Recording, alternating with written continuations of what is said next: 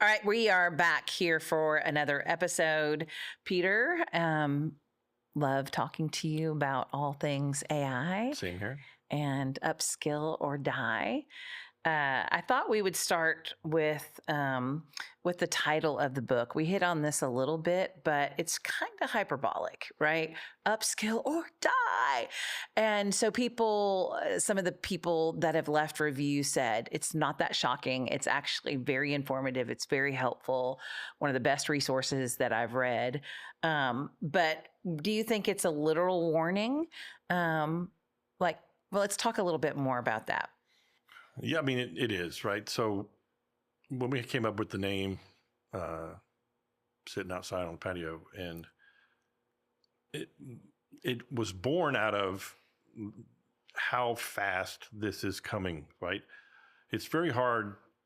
Humans have a depth perception problem. Like if you've ever stood next to a train track and a train is coming and it looks like it's really far away and all of a sudden it's right there, like, right? So judging that can be difficult. But this is exactly the same way. We think that train is far away and it's not. It's right on top of us, right? We're in the middle of this. And if you think about in 2022, this is when ChatGPT exploded in the world and was like, what is this? And, barely, at the very end. 2023, things really scaled up. And 2024 was just, it was a wild ride. And now we're over halfway through, 3/4 of the way through 2025. And it's double or triple what it was, 2 years ago. So we don't know how this is going to affect the world, right? From a humanity standpoint, from commerce and jobs, right? Even relationships, like the impact is touching all fields, right? So, but the title really was meant to represent, if you think you've got really good Excel skills and people care a lot about the spreadsheets you make, like you should really be looking at AI and upskilling what you're doing, because these things are tasks that we thought were really difficult, labor intensive, and human centric is being proven to be completely false. So the AI can do almost all of it. Very little things it can't do. And that the only break is in the physical world when it comes to manipulating the physical world. But AI is going to be in robots and they're going to be able to manipulate the physical world as same or better. So definitely want to upskill and learn, as much as you can about either what you do and how to do it better with AI and become very valuable in that space like that, or maybe do something completely different, right? Because you have the ability to do just about anything if you learn to use AI for that. Like we talked about in the last episode about programming or building a website, right? All those things used to have there was a barrier to be able to do those things. Now, this has removed almost all barriers. Yeah, I remember back in the day when you were coding and creating websites, it was a whole different game back then. Now, even websites are much easier to build because they're kind of plug and play with Wix and Squarespace, yeah, and stuff like that. Those kind of things. Yeah. But you can prompt AI now and have a website done for you instantly. There's an AI that came out last week, and it will do pixel perfect replica of any website.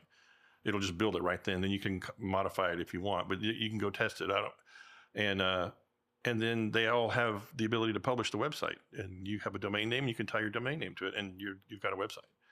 Like, I mean, that's really powerful. Everybody wants a website that gives you a voice, right? You can, and even speaking of voice, having an AI avatar. You write scripts. You can have Claude write scripts for you and then have your voice turned into like 11 labs and have an avatar for you and then read it. And you could have a podcast that's not even you. We could not be here. This could be all AI avatar for all they know, right? You could do that. Yeah. And so it's definitely a shift in the landscape. Yeah, it's like you said, it's the Wild West. It's a whole new frontier, and the good and the bad that comes with that, right? Yeah. There's a lot of things around security and how we control AI in the respect, and that stuff's not settled either. That's just starting to happen. There are a lot of people, really smart people who've been in this business are very scared that we're not constraining AI so much. We can't control it in that aspect. So, Skynet. Yeah. Okay, so if AI is the new electricity, some experts say, what is one skill from the book that people should upskill right now to avoid being left in the dark? I know that's a very broad question. Yeah, I don't know that there's a specific skill. I would say the skill of get a learning mindset. You Be adaptable. be adaptable and be hungry to learn about this stuff. Don't be scared of it. Like there's nothing to be scared of. Use AI to train you on AI. It's really good at that. It's a very good teacher. Tell it to make you better at something. Have it build a courseware for you on the thing you want to do, or just AI in general and how to become better at it. All of them put out really large prompting papers where they're 150 pages of how to write prompts and how to be a prompt engineer and how to do those things. But you've got to have a learning mindset. You want to educate yourself and get better at understanding this, but you could use AI to help you with that. But if you don't have the hunger, if you're not caring to learn it, yeah, then you're going to get left behind or run over. Yeah, you mentioned fear, and I think there are people that are afraid. And I know we've talked about this before, but I think people are scared of what they don't know about. And Sure. so that's why having education is so important. But AI is a tool in the hands of a good person. You can wield and do amazing things with it. It can help you to be productive and create content and all kinds of things. In the hands of a bad person, well, And that's that's kind already of, happening, right? yeah. The bad guys are using AI to help them become better hackers, better. It's writing phishing emails that are so good. Before you could always look for like just grammatically it was terrible, right? And or the spacing was off, or you could tell English wasn't their first language. So a lot of times they were trying to write this, and it set off bells.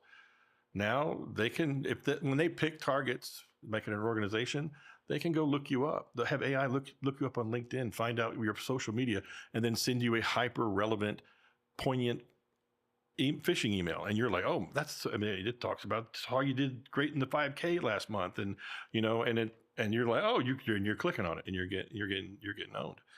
That stuff, AI is making that really easy for bad guys. Before hacking had a skill wall, you had to learn enough things to become dangerous. Now it's just about anybody. A high schooler could do it. So, what can people do to recognize these phishing emails? One of the things I know you taught me from the very beginning was look at who the sender is. The sender is not the display name, but look at the actual header name, right? You can see what if you're being offered something and it's like just a rando Gmail account. Yeah, I would delete it pretty quickly. Don't click on any links. Like just don't. Never open an attachment. All those things are how they're going to put especially from people that you don't know. Even people you know and know some. So a lot of times they'll compromise someone's computer, then use their email to send out spyware or malware to everybody, right? In the list, and you get an email from, oh, I haven't talked to Jeff in a while. Bam, right? That doesn't mean be suspicious of every single email all the time, but if it's like an outreach that seems not natural, like they wouldn't have done it that way, right? They would have maybe just called you. They wouldn't have sent you an email and formally asking you to look at this proposal I'm going to do, and I need your opinion, like that kind of stuff. Like you just stop for a minute, right? Or they'll always create false urgency. Like I need this really fast, or I need to answer back quickly, or this is really important. That urgency makes you skip and makes you not listen to your gut and go, this doesn't seem right. And you click on it. Because some of these can be pretty convincing. Oh, they're very convincing. Yeah, but I love that you said urgency. If there's an urgency attached to it, because I just recently read something to you. I was like, what is this? And you're like, hear the urgency. And I was like, oh, very good. So you can kind of see through some of those things. Yeah. I mean, I don't want to just go down the cyber rabbit hole, but there are some very convincing. A lot of your information is out there already. So there's a scam email going around where it says, I installed something on your computer and I've been watching you and you're doing naughty things and your house looks nice. And they'll have your name and your cell phone number and your address. It's going to, many people are getting this and they freak out and they're just, paying $5,000 in Bitcoin because they think it's not. They blast thousands of these out. They're just able to bring that information. It's already on the internet. All your information on the dark web anyway. and they build these, AI helps them build these emails, and they just blast them out. And if they send out 1,000,000 of them and just 1,000 people pay, they're making money for nothing. I mean, it's a super, it's a great return on their effort. But it's not real. If you get that, that's fake. They don't really know you. They're not going to come. They're in some part of the other part of the world. Yeah. So let's talk about the fear factor just a little bit more. I think there's a couple of camps, like people are afraid of AI. They don't want to touch it. They, think it's awful. There are perils. And I think that that's what we try to do in the book is educate people, but also give them some scenarios of potential things that we need to think about. Right. But I think also people are afraid that they may lose their job. So how would you counsel someone if somebody in an organization that you work with, came to you and said, I'm really concerned that I might lose my job to AI? How would you encourage them? So I'll state it like this: people are going to lose their job.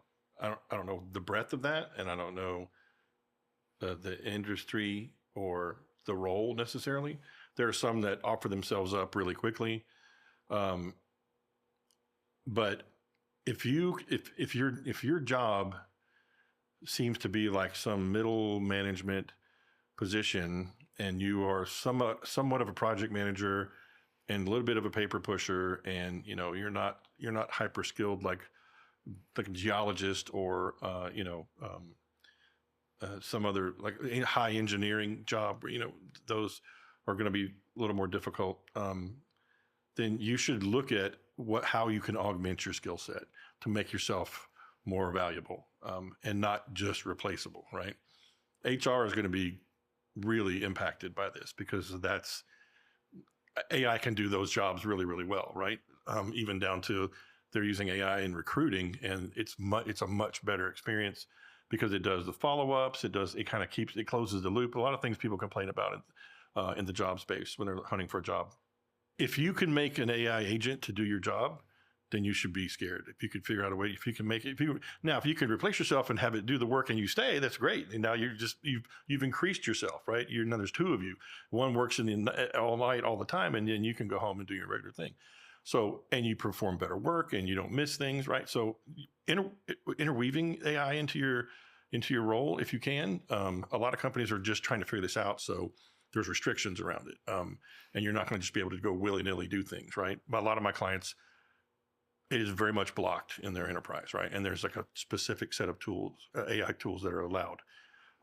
So you're going to have to learn to play in that space, or find a way to use AI on your own to show that you could do these things in a valuable manner.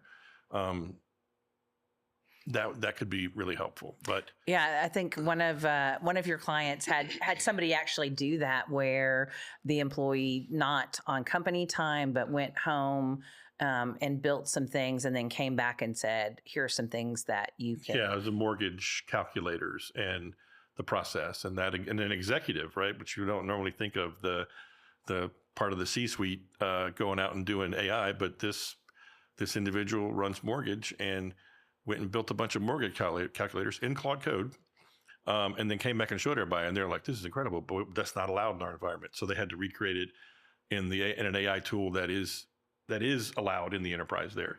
But you don't expect that even at the C level, right? That's not something you're like, well, really? I'm surprised he did that, right? But that learning mentality and eager and not afraid to use the tool. And I think that's you stated that earlier, like don't be scared of this. Right now, it's pretty much a free thing. You have a super intelligent computer agent that can do all these things, and it's even the free accounts like the Grok or ChatGPT free, they can do immense some things. And if you really want to bump the game up for $20 a month, you could get even more out of it, right? And so there are people who they'll use the higher end, like the $200 versions of ChatGPT or Grok or Claude, and it's like they're saying this like, I have an employee and it's $200 a month and it's super intelligent and knows everything and can do all the things I tell it to do. all the jobs I want it to do, and it doesn't sleep, and it just continuously does what it does. Think of it that way. That's how it's going to be disruptive like that, because we can have it do anything. But if you're not scared of it and you're learning it and you can leverage it and show value with what you can do, you're going to be much better off. Yeah.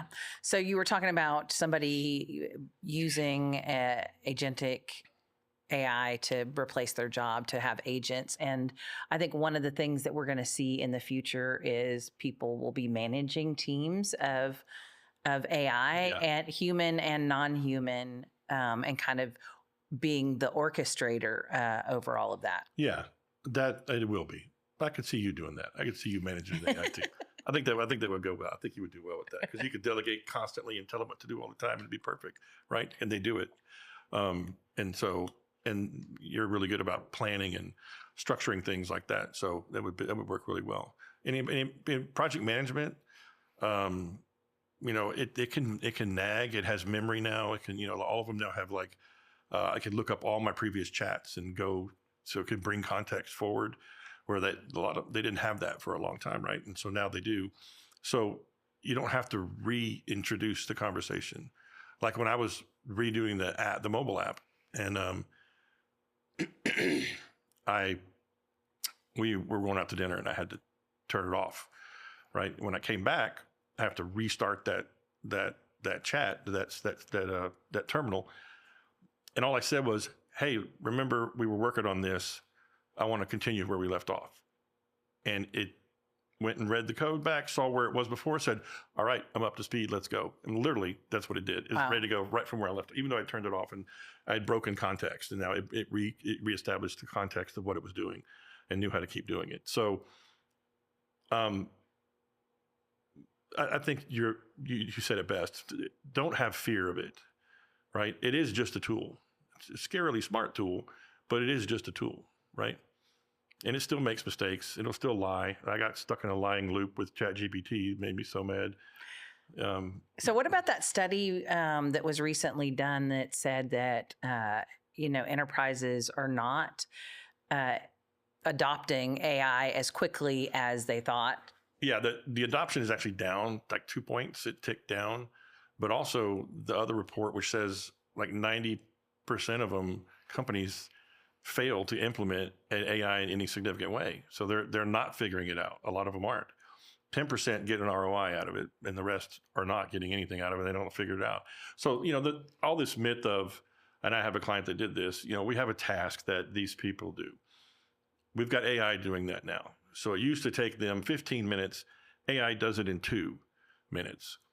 And so now we're saving 13 minutes per person, and we're doing 3,000 of those a day, and they extrapolate it out to we're saving all this money and things. And then so everybody, the executives are like, "Well, did you fire all the people that were doing this?" And they're like, "No, we repurposed them somewhere else that they could do other things." That's what everybody thinks that AI is going to do. Like it's a time saver, and we'll be able to shift that time from here to over here and doing other things. But companies aren't realizing that it's not happening, right? Because most of what you're seeing is like a chat bot. Like it's and they're pretty dumb, but it's really frustrating. You go to a website, you want to get some support. It's like, "Hi, I'm whatever," some cute name that mimics Clippy. it's like it's like Clippy's cousin. Yeah. And if that's for y'all, that's Windows from the 90s. So, it's just, you're going to chat with it, and it can only answer some canned questions, and it's not really super helpful. And then it always has to escalate to a human because it couldn't figure it out. So companies are still struggling to figure it out. All the vendors of major tools and platforms are implementing AI. Salesforce has done it. Snowflake, all the AI they're all putting AI in their tools, right? And then finding a way to meaningfully contribute as AI within those platforms. People are still figuring it out, right? It is going to disrupt, but the wave is not as harsh. I think it's still going to be high, but it's not as harsh right now because companies haven't figured it out, and they're a little nervous and they're kind of holding off. And they see the problem with like all of the, if the company jewels are taken by AI and it knows them all, it's the IP question, right? Intellectual property, and it's being taken. and companies are scared of that. So it is being measured in its rollout. Well, how do companies keep themselves secure when all of their vendors have AI in their products? Because we just recently went to a conference, and everybody's doing AI, right? And what that means to each of them, may be different. We've had lots of conversations with people. So, how does somebody in their in the enterprise or in their company, how do they keep it safe when all of these people are putting AI into everything? The first I've seen is compliance wise, where all of my clients are rewriting their vendor contracts with an AI section that says you have to disclose that your AI has been implemented. Or some say we don't want you to turn it on for us. We don't want it.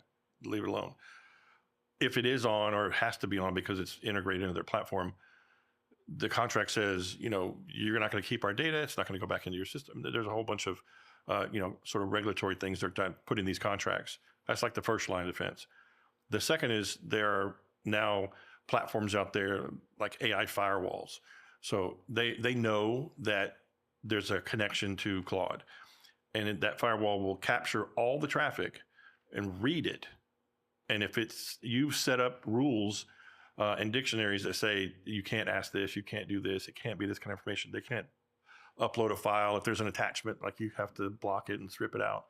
And they're using AI to do this, actually, in an AI firewall, and it'll rewrite the prompt into a safe way, like to genericize it so it's not specific, or it will just say you can't submit that prompt. And so companies are starting to implement that, like an AI firewall. And it's there are some that force you through a specific interface. So it's like you're going to go to company A's AI prompt space and ask it questions. Well, that's a front end to multiple LLMs, but they're reading that and it'll say, no, you can't type this. It'll back you out or it'll send you a message. It's sort of kludgy right now because there's not a good way to do this, and especially for companies that issue devices like phones and tablets, and people are trying to access them through that, right? So you got to funnel everybody through this AI firewall. That's some of the ways, because otherwise you're not. I mean, I had a client that the people in mortgage were tired of, individual was tired of having to write these mortgage emails that says, servicing, it's like servicing emails or whatever. So he decided just to dump a spreadsheet into ChatGPT of all their clients everybody that had a mortgage, and then had it write all the emails for him. Well, he just gave ChatGPT All that personal information, Yeah. the mortgage amount, their address, everything. Just dumped it in there, and you can't get that out, right? You're not going to get that out of the model. So companies are very concerned about that. That's why most of them just block it outright. They're just like, you can't go there. Claude or Anthropic.com or ChatGPT, like all those domains are blocked at most clients.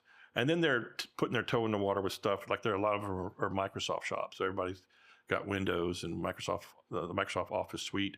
Well, Microsoft rolled out Copilot, integrated into their platform now. So you have AI, and on the back end it's ChatGPT 4, but you just see it as the Copilot. So that's in Word now. It's in Excel. Like you're in Excel, and you can just tell it, just in Excel with ChatGPT as the back end, you can say, write a formula that does this. I want to calculate this page and this tab and this sheets, and then I want to know it. And it just writes the formula and puts it into the spreadsheet for you. Where before that was a little more skill set, right, required. But that there's no real trust layer that prevents that data from going back to the model. Microsoft said they have some things in place, but they don't really disclose that. And there's tools they have that prevent you from pushing data out, called data loss prevention. But it's so new that a lot of the tools are not really fully baked, and don't offer the breadth of features that companies really want to feel secure in using AI. Yeah, there we are back on the AI frontier. So one of the things that you mentioned LLMs, and we talked about that before, but I wanted to bring up this concept of small language models. So an LLM is a large language model. Right. Can you describe the difference between the two? An LLM, large language model, is trained on vast amounts of information, like all the data you can, really. I mean, it's just read every book ever written, pick up any website and just learn everything you possibly can. All the university books and manuals and math and science and all the things, and just try to train it on as much information, because it becomes smarter as it gets more information. It learns more. Small language models are a concept of they're trained on specific information. So like maybe I want a small language model that is just for chemical engineering, and it's only going to care about, because I don't need to be able to pull up Shakespeare in my language model if all I care about is chemical engineering, right? If that's what I'm doing. So I want to train a model small, but very intensely and deeply on chemical engineering, right? Or mechanical engineering or physics, maybe astrophysics or something like that, where I go very deeply on a specific thing and don't care about the intelligence that I would get, the information from intelligence of other fields and things that don't matter or not relevant. Now, this is really pretty new, and there's some things about intuition in the model, being able to interpret. It comes up with some intuitive or interpretive links of, well, I think about this, and you're asking me this, and okay, I see that I can make a correlation here, and that's really helpful. The small models are not necessarily, I don't know if we're going to get that, but they are performing really, really well, and are probably the future of language models like that, because it's too much to train these. I mean, they're spending billions and billions of dollars to create, an iteratively smarter next model, right? So ChatGPT 4 and then ChatGPT 5, is it going to be twice as smart? We're running out of data to give it in the first place. And how we train using that training data to make it that way, it's much easier with a small language model to be very specific and very narrowly focused and very powerful. Yeah, I would see where that would definitely have its benefits. So wanted to bring that up. That's great. Okay, so AI tools like ChatGPT are already automating creative jobs, and we've talked about this a little bit. But I think it goes back to what you said about creatives need to learn AI, right? How you learn AI and implement AI with what you currently do. I think, because the question that I have is, does it reveal that humans are obsolete, or does it reveal untapped synergies where AI amplifies human skills? And I think we're probably in the AI can amplify human skills. For sure. So if we're going to parameterize this as for creatives, right? So people who, graphic artists, film, video, um, uh, writing, literature, music, right? So if we paint that with a pretty broad stroke, AI can do all of those things right now. I had it write a sonnet for me that was incredible. I say mix the style between Beethoven and Bach, and right, I'm not an aria, and it did really well. Like, it was pretty impressive, right? But it's listened to all of that. It knows all that music, and so it can emulate it pretty well, right? But now switching over to like video and graphics, it's very good at creating images. The models that create that imagery and motion video has gotten exponentially better, really, really improved. Using it to, like, remove a background or blend this together or change the hair color and all those things, those are really helpful, because you have, everybody's got Photoshop out and they're spending all this time, selecting all the hair and doing changing the color or changing the style a little bit or moving it. AI does that in seconds, right? It's really, really good at that.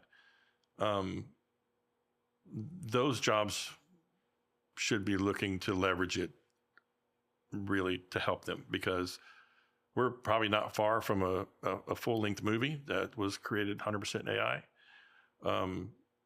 with no people, even voices. I mean, they may use an avatar of someone or license their likeness and their voice to use it, but that's coming really, really fast. So even people who write or like tech writers or copywriter people, you write for a newspaper or a blog or something, like, it can write really good articles, really convincing articles.